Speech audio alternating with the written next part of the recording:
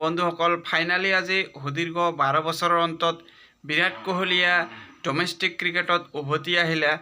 বিগত বছৰতে চৰ্চা উঠিছিল যে বিৰাট কোহলীয়ে দুলীপ ট্ৰফিত খেলিব, কিন্তু সেয়া ভুৱা নিউজ আছিলে। কিন্তু অৱশেষত ফাইনালি ভাৰতীয় ডমেষ্টিক লেভেলৰ যি সৰ্ববৃহৎ first class tournament Ranji trophy, সেই ৰঞ্জি ট্ৰফিত বিৰাট কোহলীয়ে আজি অংশগ্ৰহণ কৰিলে। আৰু সকলো ক্ৰিকেট প্ৰেমী, সকলো ক্ৰিকেট ফেন্সসকলৰ দৃষ্টি আছিলে যে বিৰাট কোহলী মেচখনত কি ধৰণে খেল প্ৰদৰ্শন কৰে।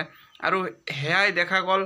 ৰাতিপুৱা 3 বজাৰ পৰাই দিল্লী অৰুণ জেটলী ষ্টেডিয়ামৰ বাহিৰত ফেন্সসকলে ভিৰ কৰি থকা দেখা গ'ল। আৰু ফেন্সসকলক যদি দেখা যায় যে ফেন্সসকলে সম্পূৰ্ণ দলত কোন কোন খেলুৱৈ আছে সেয়াও জনা নাছিল, আৰু বিৰোধী দল কোন আছিল সেয়াও নাজানিছিল। কেৱল মাত্ৰ বিৰাট কোহলীক নিজৰ দুনয়নেৰে এবাৰ চাবৰ কাৰণেই ষ্টেডিয়ামৰ বাহিৰত ভিৰ কৰিছিল। আৰু অগণন অনুৰাগীয়ে বিৰাট কোহলীৰ কাৰণে যি ধৰণে আজি ভিৰ কৰিছিল, ইয়াৰ পৰাই বুজিব পৰা যায় যে বিৰাট কোহলীৰ যি এটা লেভেল, সেই লেভেল কিমান ওপৰলৈ গৈছে। আৰু যেতিয়া দিল্লী টছত জিকি পেলাই বলিঙৰ সিদ্ধান্ত লৈছিল, তেতিয়াই নিশ্চিত হৈ গৈছিল যে বিৰাট কোহলী আজি আৰু বেটিঙলৈ নাহে।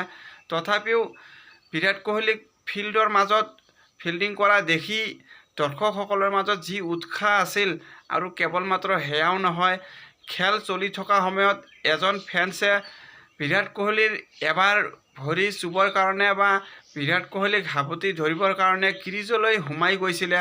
পিছলৈ ছিকিউৰিটিসকলে সেই ফেন্সজনক আঁতৰি লৈ যায় যদিও ইয়াৰ পৰাই অনুমান কৰিব পৰা যায় যে বিৰাট কোহলী যিফালে যায় ফেন্সসকলে তাৰ পিছে পিছে যে কিমান বেকুল হৈ থাকে। বিৰাট কোহলীয়ে এই খেলত অংশগ্ৰহণ কৰাৰ লগে লগে ভাৰতীয় ডমেষ্টিক লেভেলৰ যিসকল খেলুৱৈ আছে সেই খেলুৱৈসকলৰ মাজতো উৎসাহ আহি পৰিছিল। আৰু সেই খেলুৱৈসকলেও বিৰাট কোহলীৰ লগত ড্ৰেছিং ৰুম শ্বেয়াৰ কৰাৰ যি এটা সুযোগ, সেই সুযোগ লাভ কৰিলে। আৰু এই খেলুৱৈসকলৰ আজিৰ এই মেচ যেন জীৱনৰ প্ৰতিটো মুহূৰ্ততেই মনত থাকিব, কিয়নো বিৰাট কোহলীৰ দৰে এজন লেজেণ্ড খেলুৱৈক যদি নিজৰ ড্ৰেছিং ৰুম হিচাপে শ্বেয়াৰ কৰিব পাৰে, ইয়াতকৈ সৌভাগ্য আৰু এই খেলুৱৈসকলৰ একোই হ'ব নোৱাৰে। তাৰোপৰি আনফালে যদি দেখা যায় যে অসম আৰু সৌৰাষ্ট্ৰৰ মাজত ৰঞ্জি ট্ৰফিৰ মেচখন ক'ব গ'লে, সেই মেচখনত সৌৰাষ্ট্ৰ দলে প্ৰথমতে টছত জিকি পেলাই যি বেটিঙৰ সিদ্ধান্ত লৈছিল, আৰু সৌৰাষ্ট্ৰৰ বেটাৰসকলৰ আগত অসমৰ কোনো এজন বলাৰেই যেন নিজৰ দক্ষতা দেখুৱাব নোৱাৰিছিল। আৰু চাব গ'লে সৌৰাষ্ট্ৰৰ হৈ অপেনাৰ বেটছমেন হৰভিক দেশাইয়ে শতকীয় ইনিংছ খেলিবলৈ সক্ষম হয়। আৰু সৌৰাষ্ট্ৰ দলে ইতিমধ্যে টি ব্ৰেক হোৱালৈকে 228 ৰান সংগ্ৰহ কৰিছে, কেৱল মাত্ৰ 2টা উইকেটৰ বিনিময়ত। ইয়াৰ পৰাই প্ৰথম দিনত 2টা ছেছন খেলিয়েই সৌৰাষ্ট্ৰ দলে ইতিমধ্যে মেচৰ যি মোমেণ্টাম নিজৰ হাতলৈ আনি লৈছে। আৰু ইয়াৰ পৰাই অসম দলে কি ধৰণে কামবেক কৰে সেয়া চাবলগীয়া বিষয় হ'ব। কিন্তু সৌৰাষ্ট্ৰ এটা বহুত শক্তিশালী দল হয়। এই দলতেই ভাৰতীয় দলৰ প্ৰায় 4-5জনমান আন্তঃৰাষ্ট্ৰীয় লেভেলত খেলা খেলুৱৈ আছে।